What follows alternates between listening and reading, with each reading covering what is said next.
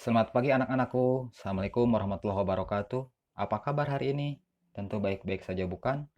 Walaupun di rumah, di suasana yang kita kurang maksimal, di tengah pandemi meluasnya virus corona atau COVID-19, semoga kalian selalu menjaga kebersihan, ketertiban di setiap aktivitas untuk mematuhi peraturan pemerintah dan taat terhadap ajaran agama, yaitu dengan menjalankan sholat 5 waktu, karena dengan sholat 5 waktu kita terjaga daripada kebersihan, selalu berwudu dalam keadaan suci, sehingga akan mencegah datangnya virus corona. Dan jangan lupa setiap mau makan, cuci tangan memakai antiseptik atau deterjen terlebih dahulu. Selamat ya, kalian sekarang sudah memasuki semester 2 di kelas 11. Semester ini sangat menentukan langkah kalian untuk dapat naik ke kelas 12. Nah, di semester 2 ini, materi pembelajaran untuk mata pelajaran PPKN akan semakin memberikan tantangan pada kalian untuk senantiasa belajar dengan penuh kesungguhan. Pada awal semester 2 ini, setelah kalian melaksanakan PKL, kalian akan diajak untuk mensyukuri dinamika peran Indonesia dalam perdamaian dunia. Pada akhir pembelajaran bab ini, kalian diharapkan dapat menganalisis dinamika peran Indonesia dalam perdamaian dunia sesuai dengan Undang-Undang Dasar Negara Republik Indonesia tahun 1945.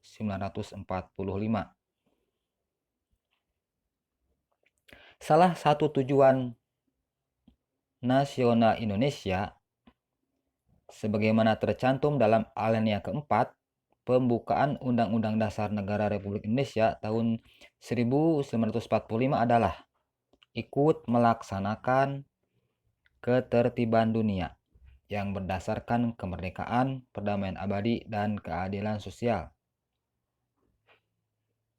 Hal tersebut dikarenakan bangsa Indonesia merupakan bagian dari seluruh umat manusia. Sehingga sudah seharusnya bangsa Indonesia berada pada barisan terdepan dalam upaya menciptakan perdamaian dunia.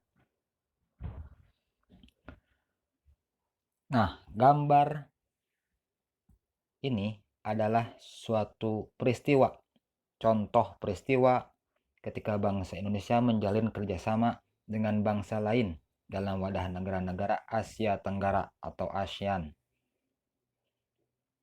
Kerjasama tersebut merupakan wujud dari peran Indonesia dalam menciptakan perdamaian dunia.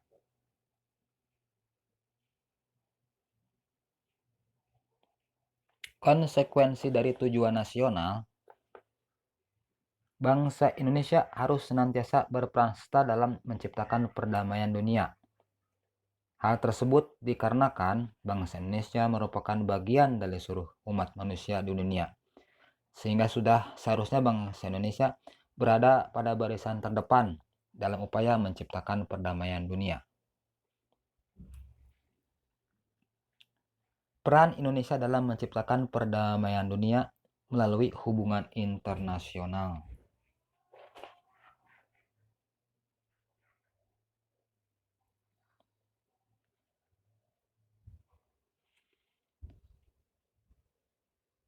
Bagaimana negara yang tidak mau menjalin hubungan dengan negara lain?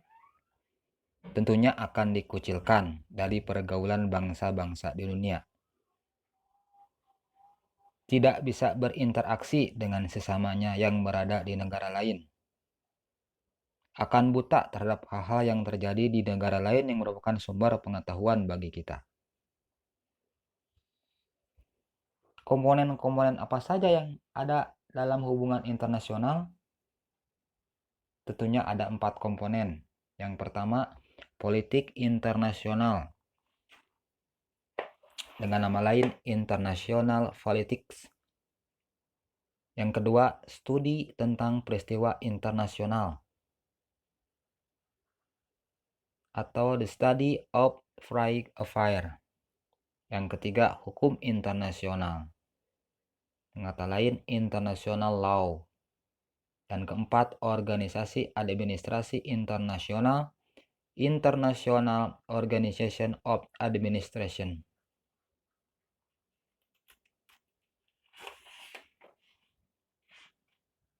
Hubungan internasional merupakan salah satu jawaban bagi persoalan yang dialami oleh suatu negara.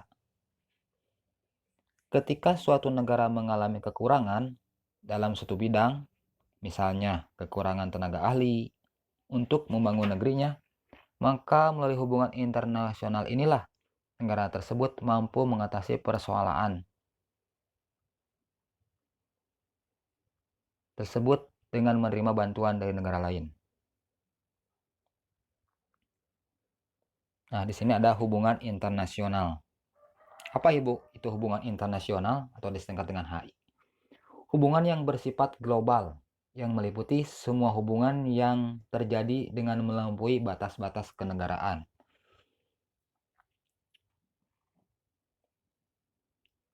Secara umum, hubungan internasional diartikan sebagai hubungan yang bersifat global.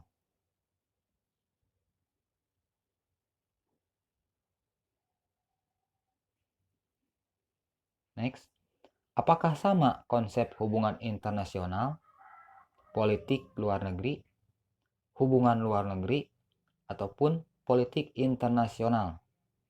Konsepsi hubungan internasional oleh para ahli sering dianggap sama atau dipersamakan dengan konsepsi politik luar negeri, hubungan luar negeri, dan politik internasional. Akan tetapi mempunyai makna yang berbeda.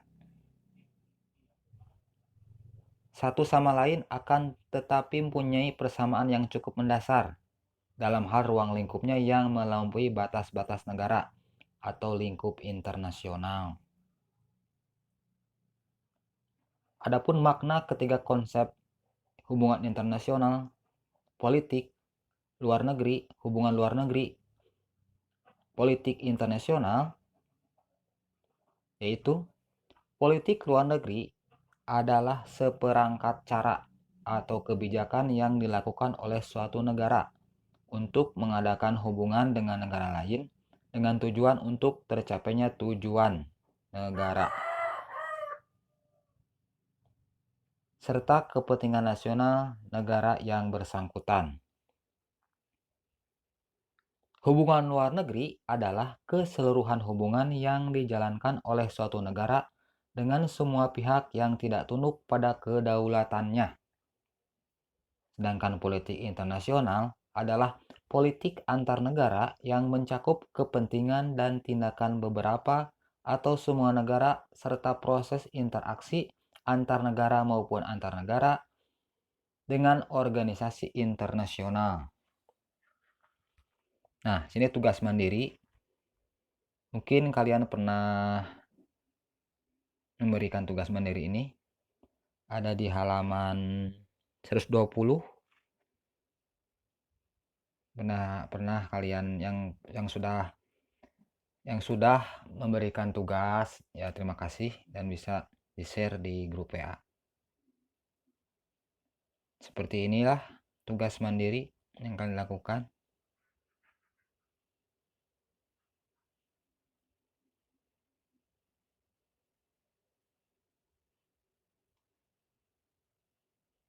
Nah, ada 4 poin. Ya, kalian bisa merumuskannya. Dengan di sini teman sebangku karena pembelajaran online, bisa kalian diskusi melalui jaringan online. Nah, kemudian apa pentingnya hubungan internasional bagi bangsa Indonesia? Ya, tentu saja penting. Tidak dapat hidup sendiri tanpa bantuan dari negara lain. Untuk menjaga kelangsungan hidup dan kemerdekaannya, negara tersebut membutuhkan dukungan dari negara lain. Nah, untuk mendapatkan dukungan tersebut, suatu negara harus mengadakan hubungan yang baik dengan negara lain. Misalnya, ketika awal kemerdekaan, bangsa Indonesia membutuhkan pengakuan dari dukungan seperti India, Australia, Amerika Serikat, Belgia, Mesir, dan sebagainya. Alhasil, kemerdekaan bangsa Indonesia mendapatkan dukungan dari negara-negara lain di dunia. Negara dapat menjalin hubungan dengan negara lain manakala kemerdekaan dan kedaulatannya diakui secara de facto dan de jure oleh negara lain. Nah, inilah contoh suasana konferensi Asia Afrika pada tahun 1955 menjadi bukti hubungan internasional yang dijalankan bangsa Indonesia di awal kemerdekaannya. Perlunya kerjasama dalam bentuk hubungan internasional antara lain karena faktor-faktor atau ada penyebabnya. Yang pertama adalah faktor internal, yaitu adanya kekhawatiran terancamnya kelangsungan hidup bagi ke depan suatu negara, baik melalui kudeta maupun intervensi dari negara lain. Yang kedua, faktor eksternal atau biasa disebut faktor dari luar, yaitu ketentuan hukum alam yang tidak dapat dipungkiri bahwa suatu negara tidak dapat berdiri sendiri tanpa bantuan dan kerjasama dengan negara lain. Ketergantungan tersebut terutama dalam upaya memecahkan masalah-masalah ekonomi, politik, hukum, sosial budaya, pertahanan, dan keamanan. Apa saja ruang lingkup hubungan internasional? Yaitu terletak dalam dua bidang, yang mencakup satu, bidang publik, yaitu bidang yang umum, yang meliputi politik internasional, politik luar negeri, pertahanan dan keamanan, hukum internasional, diplomasi, organisasi internasional, dan kejahatan internasional.